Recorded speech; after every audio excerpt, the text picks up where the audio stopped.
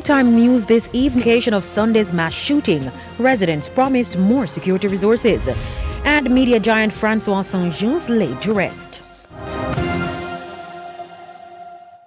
Good evening and welcome to Primetime News. We're on air and online at onespotmedia.com. I'm Herman Green. And I'm Janella Precious with a preview of what's to come in business news. Here's Andrea Chisholm. Well, it's a Wednesday, so it's all about gas prices. Some are going up while others are declining. Get details in the business day. Thanks, Andrea. We go to Jeremy Brown. He's here to give us a preview of what's coming up in sports. Thanks, Herman. Well, not surprisingly, the depleted Sunshine Girls, they lost heavily to New Zealand in the opening test there down under, and there could be more development regarding that debacle. We'll tell you more a bit later on. There's also sports commentary, E-Prime, and weather in this newscast. But before the break, the feedback question. Our question this evening.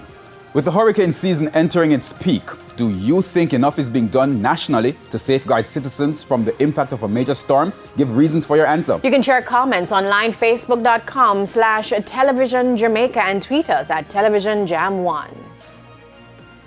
Please stay tuned. Primetime News returns after this break.